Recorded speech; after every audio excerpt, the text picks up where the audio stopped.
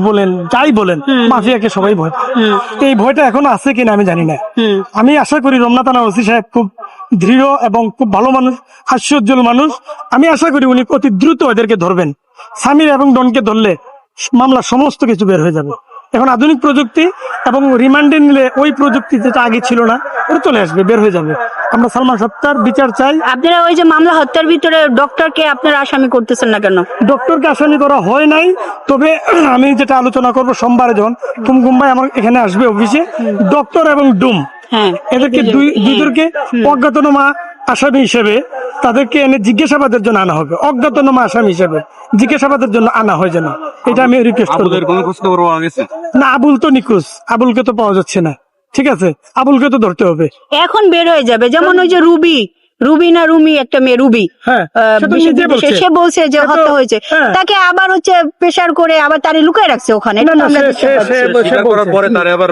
সেটা আমাদের দেখার বিষয় না, সে স্বীকার করেছে, কি আমাদের কাছে অনেক কিছু মানে বলেই দিছে। আবার ওই যে আরেকজন আসামি কি যেন রেজভি সাহেব তো টোটালি সালমান শাহ 12 লাখ টাকা দিয়ে খুনি ভাড়া করা হয়েছে। মানে আপনার এই যে সিমটম, মামলার যে সিমটম গুলা, আলামত গুলা সবকিছুর সাথে রেজভি সাহেবের কথা মিলে যায়, মিলে যায়। আমি দেশবাসীর কাছে, আমি একজন আইনজীবী হিসেবে আমি ওনার পাশে দাঁড়াইতে পারছি, হত্যার বিচারের দাবিতে দাঁড়াইতে পারছি।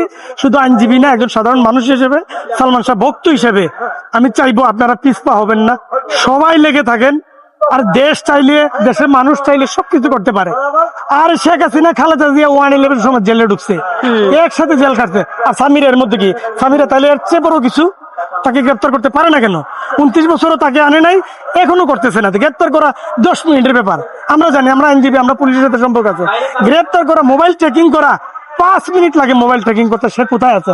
এক মোবাইল থেকে আরেক মোবাইল, এক মোবাইল থেকে আরেক মোবাইল, সে কোথায় কথা বলতেছে, কোথায় যাইতেছে, একদম এখন ডিজিটাল, একদম ম্যাপে চলে আসে, গুগল ম্যাপে। তো করতেছে না, এটা কেন হইতেছে আমি জানি না। তবে আমার পক্ষ থেকে আমার নিবেদন থাকবে যেন দ্রুত তাদেরকে গ্রেপ্তার করা হয়, বিচার পরে আগে গ্রেপ্তার। এটাই, ধন্যবাদ। এটা নিয়ে তো আপনার যুদ্ধ করতে হবে, কোর্ট থেকে তো আপনার রায় করাতে হবে। কারণ এখন চাইলে তো জনগণ কিছু করতে পারবে না, এটা কোর্টের ফাইলটা চলে আসতেছে। এবং আমাদের সিলেট, যেহেতু আমি সিলেটের মানুষ, লন্ডন প্রবাসী অনেক ব্যক্তিরা যারা মিডিয়া ব্যক্তিত্ব আমাকে ফোন দিছে, কাসর ভাই আপনি লড়তে হবে এই মামলাটা নিয়ে। আপনার লড়তে হবে, সিলেট বিভাগ থেকে আপনি কাজ করতে হবে। আপনি যত দ্রুত পারেন ওই ডক্টরকে আপনি আনার ব্যবস্থা করেন, ডক্টরই দেখবেন আপনি সব বলে দিবেন। আমি কুমকুমের সাথে আলাপ করে ডক্টর এবং ডুম এই দুজনকে আমি জিজ্ঞাসাবাদের জন্য আদালত থেকে অনুমতি চাইবো। এটা আমি আমার যারা সিনিয়র আইনজীবী আছেন জজকোর্টে, ঢাকা জজকোর্টে, তাদেরকেও আমি রিকোয়েস্ট করবো যে এটা করেন। অনেক ধন্যবাদ ভাই, ধন্যবাদ আপু। হ্যাঁ।